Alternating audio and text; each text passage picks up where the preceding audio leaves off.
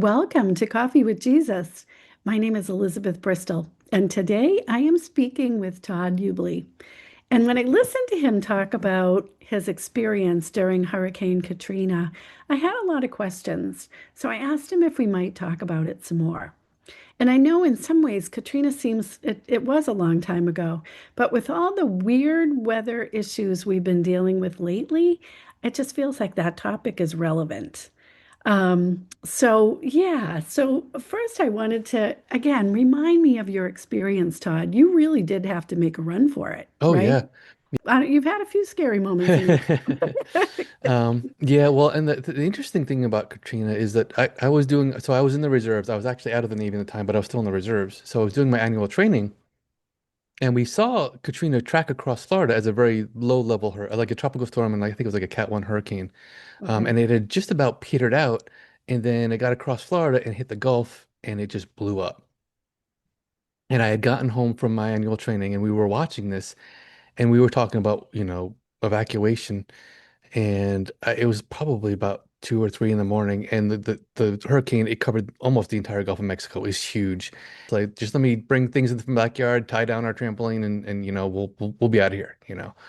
Um, and we spent a couple of days in Atlanta, but even after the storm, people just couldn't get back to their houses. So I stayed with my brother for about another week and a half. It was probably about 2 weeks before we got home.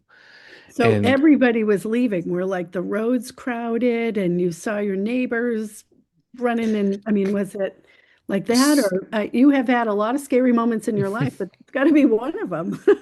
yeah, we kind of left at the last minute. All Like your neighbors were gone they or were, yeah, like, they were all gone. oh, wow. Now they had set up, it's called counterflow, where basically both sides of the interstate go in one direction. Normally on Okay. an interstate, you have like a northbound side and a southbound side.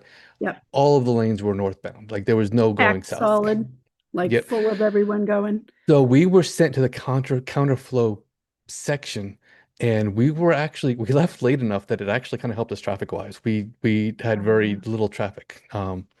I don't recommend leaving at the last minute or waiting until the last minute to evacuate. We did. and where were you So again? You were in, we were in Mississippi. Our house was just a few hundred yards from the water. Um, yikes. and yeah, so um, and it was about 2 weeks before I could get back home. Wow. Yeah, So you're in Mississippi. What is it? I-10 going toward, how far did you get? I I got to Mobile, and then we went north, and then I think Further. we wound up in Atlanta. So we took Okay. 65 north, and I think we took 85 to Atlanta. Wow. Yeah. I just watched from afar. Oh, wow. And I know, yeah. So then I don't, it's one of those things. Take us through, if you would, some of the details, the sights and the smells and the reactions. I hadn't Oh my really goodness. that. Yeah. So like I said, We it watch was. the news and, you just don't think of that, right? Like Mhm. how the mold or the whatever combination of that is. Yeah. So like I said, it had been about 2 weeks since we got back to our house, and the thing I remember the most, I opened the front door, and the smell, it Mm, just about knocked me over. And it mm, was, and if you're sensitive, just skip the next few seconds, mm. because it was every bad smell you can imagine combined together. Because Because it's all the people think, sewer. yeah, the flood waters came in, but no, it came up from the ground too. So all the sewage, rotten food that we had in our fridge, because our fridge was off for 2 weeks. There was still no power even 2 weeks later. So all the rotten food, the sewage, the mold, um, the damp smell. It was just, I mean, trash. We didn't take out the trash before we left. We just left. So Right. it was every bad smell you could think of kind of combined into one. And it was so bad it almost knocked me over physically. It was just that nasty. Um, I've got a few pictures I can try to share Mm-hmm. um, of just the aftermath. I mean, everything was covered in mud and sewage. Everything. Mm. Um, you And know, with the floodwaters high, like there's nowhere to throw it, right? Because yeah. everything's still a mess. So even if you could clean it all out of your house, which that is next to impossible, where do you put it? Because the whole yard is like that, Hmm. town is like that. Yep. Wow. And there was, and I know this seems small, but a little silver lining. So, prior Mm. hurricane, I had to replace a section of my fence. And Hmm. after Hurricane Katrina, the entire fence of my whole yard was knocked down, except for that one section I replaced. So, so a small silver lining on a very big dark cloud. But sometimes you gotta focus on the good, even if it's something small. When you're going through something really difficult, when you're going through a major trial or Yeah. tribulation, it Yeah. helps to find something good and hang on to that. Yeah. And that fence that was still standing that I had built, that was my good thing. Aw. Wow. Wow. And I know, I mean, I suppose we've all heard of PTSD, right? Yes. And Oh so yeah. that is, I mean, you're almost not even post yet, right? Like you're still going, I mean, you Hmm. don't have the immediate sense of running for your life, but dealing with all that for a while is, Hmm. exhausting, emotional, all of the above. Um, yeah. So yeah, the church we were attending, and we kind of made Charlotte our headquarters, if you will, while just dealing with all of the aftermath because there was so much to deal with. And that's the part you don't get on the news. You see the storm, you see the damage, you try to And they help them move out on as to the much you can, next top but story. yeah, I mean, we dealt with this for 6, 8 months, the whole all the fallout. Wow. And so Charlotte was kind of our headquarters. And there was a lady at our church, and she told us several months later, when you all first started showing up, you just looked like zombies, like dead, like Yeah. we were kind of in a fog for a few months, just Right. trying to survive, you Hmm. know, Hmm. because we literally had nothing. Um, everything we owned fit in our Gone. little station wagon. I had 3 days worth of clothes because that's what I took with me. Hmm. Hmm. Um, And so, yeah, I mean, it was literally nothing. We needed, people are asking, well, what do you need? I'm like, I can't even give you a list. We don't have anything. Um, Wow. I mean, it was just, you know, I lost my job as a result of Katrina as well, not just my house, not just everything I owned. And, so I had to call my creditors and say, hey, look, our house was completely ruined in Katrina. I've lost my job. And most of them were pretty good. They said, all right, just 90 days, no payments, just deal with what you got to deal with. And that was a tremendous Okay. help, you know. Um, but also complete strangers when we were going back to Charlotte after, we 2 weeks after the storm, we went down and we took whatever we could salvage, which was a few of the kids' clothes, and that was about it. Hmm. Um, we were driving back and I had stopped at a gas station, and the guy that was filling up at the pump next to me, he's kind of looking at me and he's looking at the car. He saw the plates and he's looking at the car and he's looking at me. And he just kind of asked, is like Katrina? I said, yeah. I said, that's all we got left. And he said, oh man, I'm sorry. But we talked for a little bit and then he went in to pay for his gas and he came out and he just gave me $20. Just a complete stranger. Here's $20. I know it's not much, but I hope it helps a little bit. So it's just, we wound up renting a house because we couldn't just stay with friends and family forever. Hmm. Um, And so the landlord, he owned the house and he was renting. It was kind of a for rent by owner deal. Hmm. And he told his neighbors who he was friends with, hey, this is what their story is. We met our neighbors. They came over. They gave us plates. They gave us coffee mugs. They gave us silverware. Just, little things that you don't even That's think about. cool. Yeah, because up there where they're away from it, a lot of us can go through and find things and I don't know, that's cool. Yeah. Yeah. You know, Oh. once we did get our insurance, and that was another battle. That's probably a whole separate episode. Trying to get the insurance to pay up was the biggest struggle out of all of this.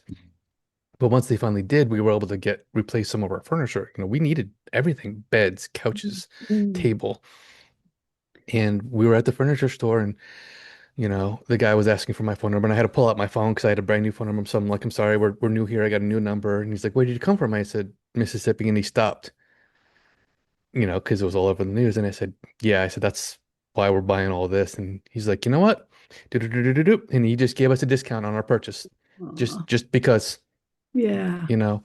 Um, So that was really Excellent. encouraging. Just the help that we got from complete strangers was Hmm. so encouraging to us.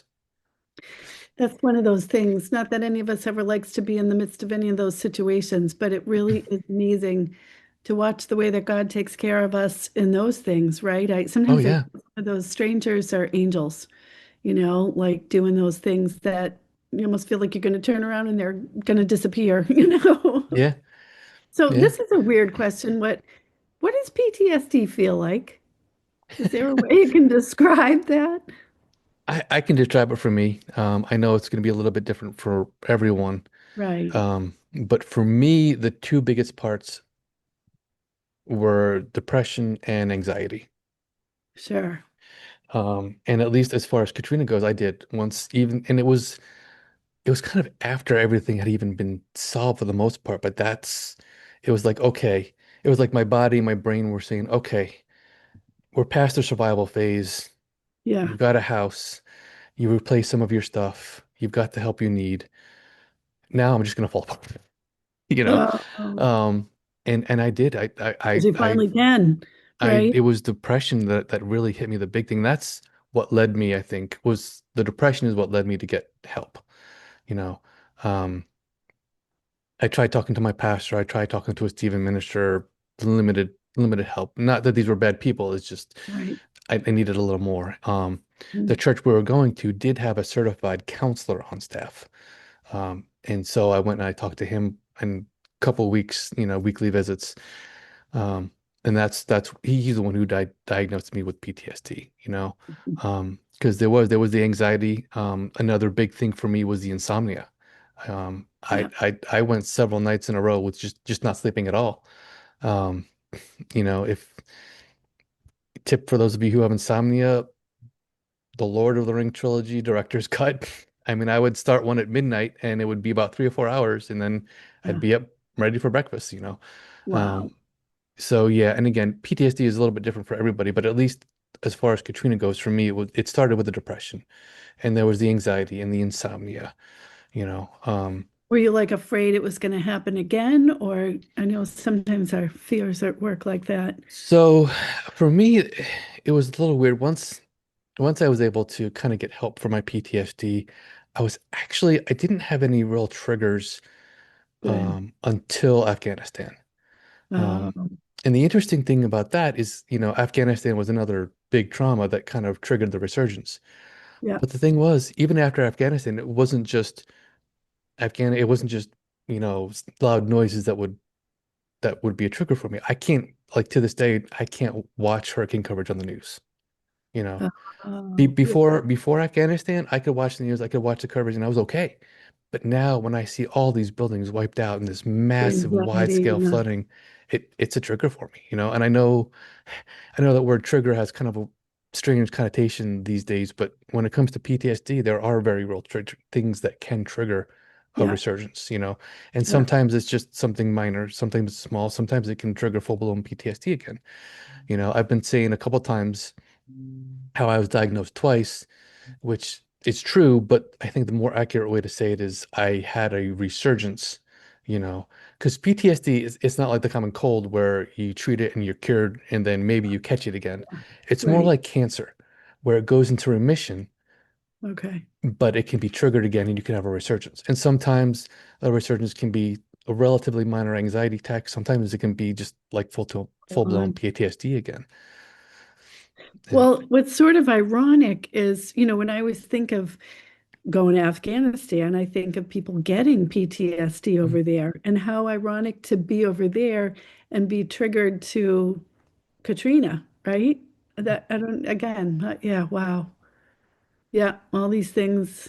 Yeah, Yeah, well, and one of my coworkers was teasing me one time because when I was working for GE after Afghanistan, and my office shared a wall with our big machine shop, our big shop where we did a lot of our big construction. And the crane was loud. And the first time there was just a slap, boom, and I literally jumped in my seat. I mean, my knees hit the bottom side of my desk, and because to me that it sounded like an explosion, and that was my initial reaction. And my coworker was kind of laughing because he just thought the loud noise had scared me because we hadn't wow. talked too much at that point. But really it was a loud noise that was kind of like an explosion, and that was a trigger for me. Yeah. So I found a few And things that what do you helped do? me. Like when that happens, then what? So I found a few things that help me, at least as far as the anxiety part goes, Yeah. because when you have that trigger for PTSD, your brain is telling your body you're in danger, you know. Yeah. And so what I find helps me is to use as many of my senses as possible Oh, right. to feed to my brain that no, I'm To safe. ground yourself. Yeah. Yes, to give you an example, that first summer I was home, the 4th of July fireworks, it drove me crazy, you Yeah. know. That's a Um, trigger for a but lot of I was sitting on my couch and I would just take a deep breath and I would look around. I'm like, okay, this is my house. I'm in my house. I'm safe, Yeah. you know. I would feel the material for my couch. I'm like, okay, this is my couch. I'm here. I'd look around my coffee mug that had been there all day because I drink coffee all day, you know.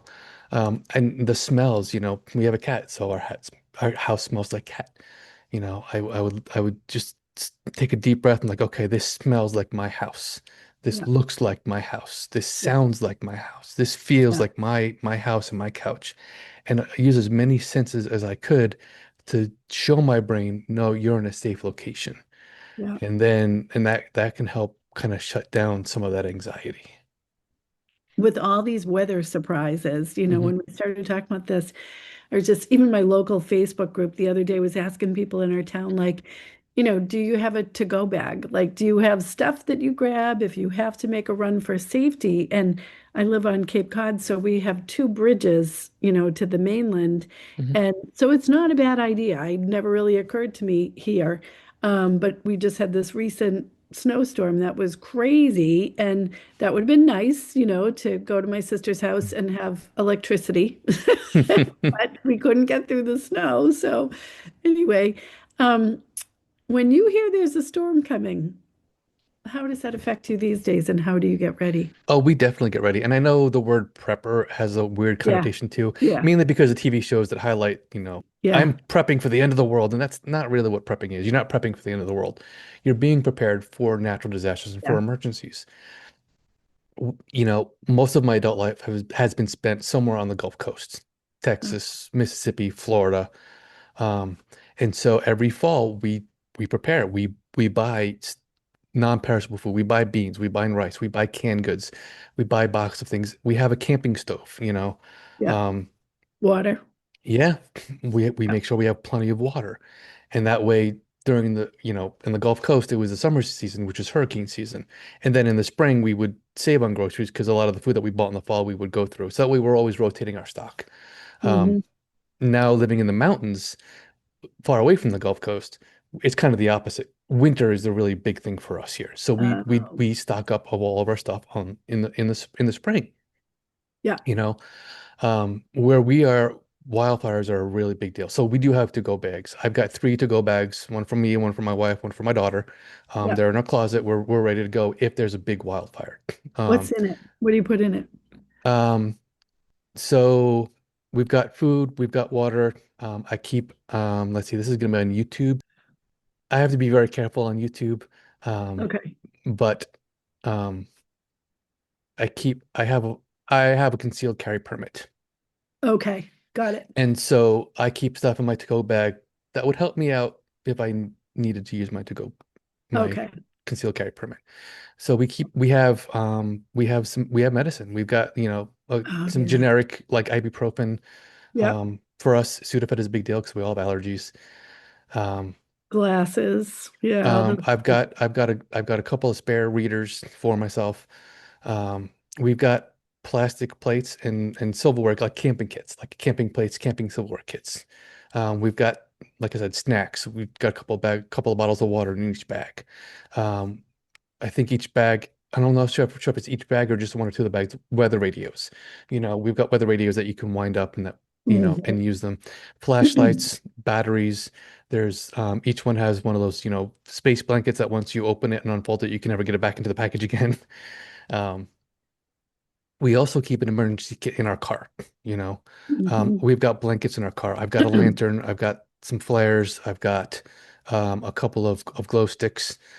We keep a box of granola that we rotate out every couple months, granola bars. We keep a case of water in the back of our car all the time, and we rotate through that as well. Blankets, a tarp. I've got a lantern. We've got extra batteries. I've got two first aid kits now because I've had to use one of them, and so I just bought a new first aid kit. Um, so anything that you would need in case you get stuck, you Yeah. know, especially in the mountains, in the snow, it's very possible to get stuck. So we've got blankets if we need them. We've got food and water if we need them. We've got lights. We've got road flares, to attract attention, glow sticks, so that kind of Yeah, I'm thing. gonna have to work on one. I lived in a tsunami zone for a while, and so we did have that. It was funny, not funny. This was not funny at all. There was 20 miles on either side that you'd have to go to take a highway into the city. This was out in Oregon. And so really, if the tsunami came, you probably Hmm. weren't going to have time to do that. Yeah, So when I first moved there, I went to the police station. I said, okay, what's our plan? And he said, do you see all these little signs that are kind of go up the end of the road? And again, it's the highest point. Maybe it would work, but it didn't seem very promising. yeah. It goes, shoot. Okay. So, wow. Wow. I am Yeah. curious for those of you who are watching, Yeah. what have I missed? What kind of things would you put into a go bag, Yeah. or Good what kind of question. things would you have in your emergency kit for your vehicle? Because this is important. And again, prepper's got a really kind of a negative connotation, but this has helped us out. 2 years ago, we had a really bad ice storm here, and I was literally trapped in my house for a week. We Right. couldn't get out. We couldn't We were get, just with the groceries. snowstorm, same thing. It was a full week. Yep. The only thing that we didn't have that we needed were light bulbs and kitty litter. Hmm. Otherwise, we were set. Yeah. And now we've got light bulbs and kitty litter in case we need it.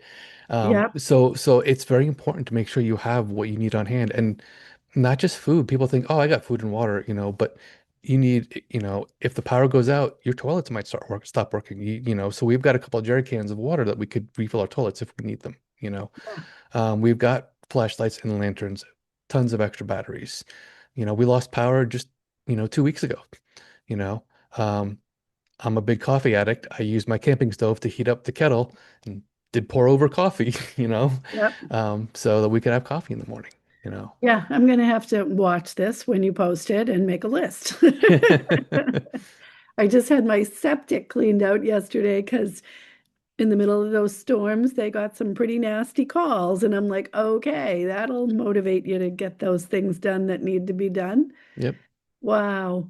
Wow. So I was reading your new devotional this morning and Coffee with Jesus, a second cup.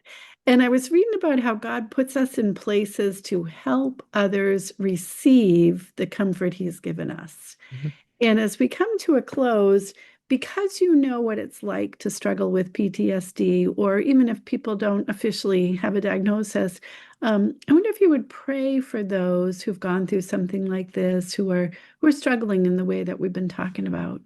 Yeah.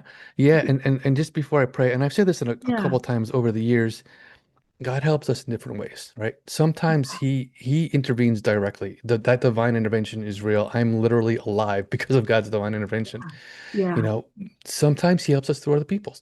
It yeah, could be a friend or family member. When it comes to mental health, sometimes he helps us through a counselor or a psychologist or, absolutely. or a psychiatrist. No shame. Yep. And sometimes Western medicine is the way to go. Sometimes we need medication as well. And there is no shame in any of that. There's no shame in talking to a therapist or a psychologist. There's no shame in needing medicine to help you through. And so Mhm. I want to make that point very clear because in some Christian circles there does seem to be like a stigma, and there should be no stigma. So Yeah. if you need help, if you're going through depression or anxiety, talk to somebody and get the help Mhm. you need. There is no shame in that whatsoever. Mhm. So, with that being said, I can go ahead and close us in prayer. Mhm. Dear Heavenly Father, I want to thank you just for who you are and for Mhm. always, always being in control and for always being right beside us. Even when our strength is drained, you give us your strength. When Mhm. we can't carry ourselves, you carry us through.